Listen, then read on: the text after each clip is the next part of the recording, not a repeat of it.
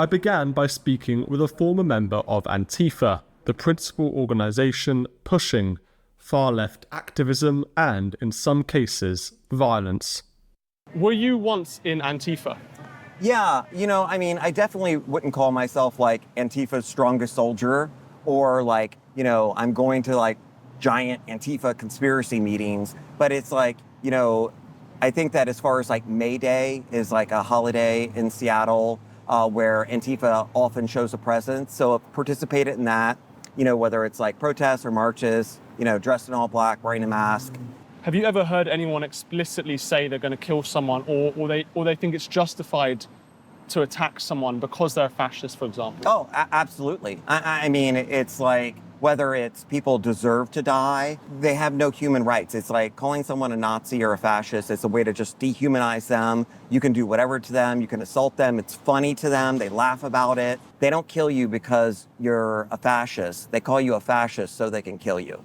It's just a way to dehumanize people and threaten them. Originally, they were trying to bully and threaten like what they would consider right-wing extremists, like Proud Boys or like Christian nationalists, that show up to protests or events. They're bullying them. That's not the target anymore. Now the target is anyone that doesn't agree with them. Socially, when I'm not at a meeting, I'm just hanging out with people that I know, more and more they talk about acts of violence, they talk about guns or going to gun ranges, and the shit scares me. Why do you think some of these people that you know are arming themselves and going to gun ranges and so on? They feel as though they're under threat. Well, we're going to be genocided or put in prison, or Nazis have taken over America, and so we have to act now to stop it.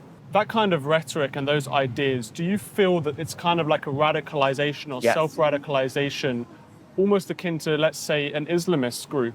How is this different than a group like ISIS? It's like, you create this, echo chamber, like this social group. You're not allowed to talk to any outsiders.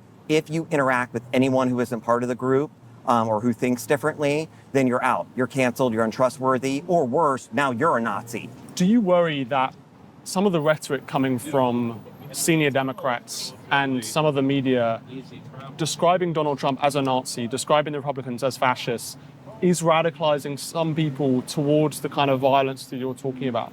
That is what caused it. So the Democratic leadership, it's like, whether it's like when Kamala was running, just, dead saying, well, yeah, Trump is a fascist. But, the Democrats, they just constantly pouring gasoline on it and just normalizing, this language, which, has a lot of consequences. It scares people. That's what it does. When you have, like these respected leaders, they're scaring it out of, ordinary people, especially young people. And they feel as though, they're under threat, that their lives are in danger. And it's actually not true. Do they think a civil war is coming? For sure. They probably feel like we're in it right now and they have to be stopped no matter what the cost is, and I mean, the cost is, the country in chaos where like political assassinations and murder is just okay. In Portland, Oregon, the city's ICE facility has faced nightly protests and riots for months. There, I met an independent journalist to show me what's happening on the ground. Great to meet you. Hi. I'm Stephen. Chelly Bufarash. I go by Honey Badger Mom on X. Okay, so we're here outside the ICE building, and you've done a lot of reporting here. Should we go and have a look and Yes, see I what's think we should happening? go check it out. So they've written this slogan, "Look up and see American Gestapo." Yes. Go ahead. And fascists. I mean, this is the kind of language that they're using. Oh, yes. They absolutely compare ICE agents and anybody that opposes them to the Gestapo. And do you think that that kind of language around fascism and Nazis and Gestapo, does that lead to the violence? Because if that really absolutely. is true, then that justifies killing them in a way. Yes. Oh, no, it absolutely. That's the purpose of the language. And you can see it in the crowd. I walked up last Saturday, and I have to have a bodyguard or I can't do this work anymore. I've been assaulted several times. When we walked up, someone got on a megaphone and said about me to this crowd of 100 people, "There's a right-wing agitator. She's a Nazi." And the whole mood of the crowd became sinister, and Wow. I immediately had to walk out in a way to just kind of calm that down. Kill pigs. Yeah.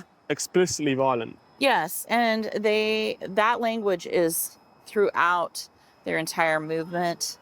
They want police dead. And they've told these officers, kill yourself, kill yourself, kill yourself, jump, jump, jump. So I overheard one of the people associated with this group, Antifa, tell one of these officers that they needed to quit their job. If they did not quit their job, they were going to be murdered in the revolution.